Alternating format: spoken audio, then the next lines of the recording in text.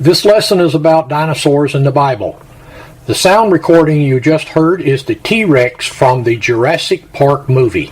Let's be serious about these sounds. There is no way we can tell exactly what these dinosaurs sounded like. We can only guess from the fossils found. This is entertainment only, and that is my intention. I want you, the listener, to enjoy the sounds, and if it puts you in a mood for large creations by Elohim, then that's good. The word dinosaur doesn't exist in the Bible. For that matter, neither do the words automobile or computer exist in the scriptures. The words used are great sea monsters, beasts of the earth, behemoth, and leviathan. This word dinosaur was first coined in 1842 by creationist Sir Richard Owen, who was the first superintendent of the British Museum. So the word dinosaur is a recent name for a land animal that is probably extinct, or maybe some relatives still exist today in other forms. I have another website, and it's called Dinosaurs and Man Together, located on www.creation4000bc.com, a page. Great sea monsters are called hataninim, and it is a category of large sea-dwelling creatures used with the word hagdolim, which that means large monsters. This is in Genesis chapter 1. These hataninim in verse 21 are larger than any other fish or whale. When you see the words in English, beasts of the earth, as they were created in Genesis 1, it is behemoth in Hebrew in the book of Job, and they are considered larger than the cattle and other land creatures such as elephants, rhinos, or hippos, etc. We will go to Job chapter 40 in a little bit. Not all dinosaurs discovered in the fossil record are very large, so not all are behemoth. Leviathan is a type of sea-dwelling, fire-breathing dragon in Job chapter 41. A large fish in Hebrew is Dag Gadol from Jonah 1:17. Dag Gadol, some suggest, could have been a form of Leviathan larger than a whale. That is speculative. The term great sea monsters is found in Genesis 1:21, as we're going to look at the verses here. And so Elohim created the great sea monsters, Hataninim Hagdolim, and every living creature that moves, with which the waters swarmed after their kind, and every winged bird after its kind, and Elohim saw that it was good. If you had been keeping up with some of the lessons, you would have found out that the word tov is good. Beasts of the earth are found in Genesis 1:24 and 25. So looking at verse 24, then Elohim said, let the earth bring forth living creatures after their kind, cattle and creeping things and beasts of the earth after their kind, and it was so. Verse 25 says, Elohim made the beasts of the earth and after their kind, and the cattle after their kind, and everything that creeps on the ground after its kind. And Elohim saw that it was good, or tov. So that is the beasts of the earth. Pay particular attention to the word elmin, or forms of it, mina, mean, and in these verses from Genesis 1:21 through 25. Every single living thing, whether fish, bird, or land-dwelling animal and creeping things, is created after its kind, or that elmina in this case, which is a form of mean. The word species does not exist anywhere in the Bible. And the word is kind and is unique to each category or type of living thing created by Elohim, who is Jesus, and especially in chapter 1 of Genesis. Nothing from one kind ever evolved into a living being or living thing to another kind, as we are taught in our schools, and it can be seen in the media as macroevolution. Everything that is taught is based around the word species. The atrocity of it all is that we as humans are put in that same category as species by secular man, secular wisdom, not from the Bible. You will not find anywhere in the scriptures that say we are created after its or after our kind, especially not species. We are unique and created in the image and likeness of Elohim, and no other created living thing shares that with us. And that's found in Genesis chapter 1, verses 26 and 27. Additionally, note in Genesis verses 21 and 25 that we just read, that Elohim saw that it was good, the word tov. When man was created, suddenly everything about creation became very good. So the last verse of Genesis chapter 1, verse 31, is tov mo'od, which is translated as very good, or perfect. Do you suppose that the whole purpose of creation was just for us? Well, it's for God's glory, but it is for us. Elohim took 6 literal days to create everything, and he could have done it instantly if he had wanted to. That is how powerful our God is. The Hebrew for day is yom, and is followed by a number that identifies it for each day of creation. Let's talk about behemoth. There are several places in Scripture you can find the word behemoth. You can do a search. In particular, let's go right to Job chapter 40, verses 15 through 24. Starting with verse 15. Behold, behemoth, which I made as I made you, he eats grass like an ox. Pause right there. It said what? Which I made as I made you. Back over in Genesis chapter 2, we found out that Adam was formed from the ground. They called it the dust.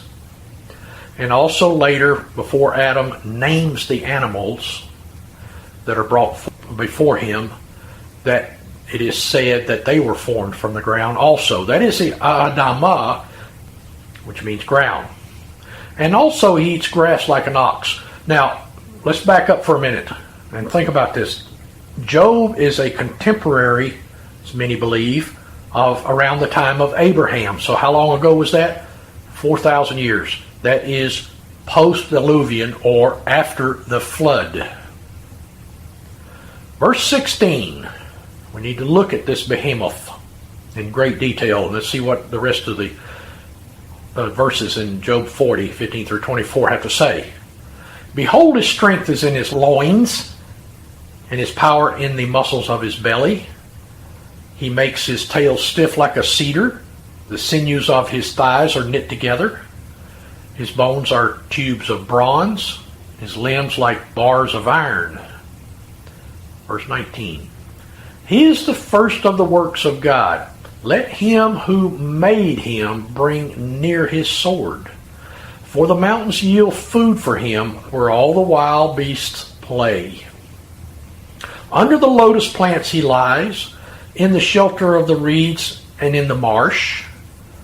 For his shade, the lotus trees cover him, the willows of the brook surround him. Behold, if the river is turbulent, he is not frightened. He is confident, though Jordan rushes against his mouth.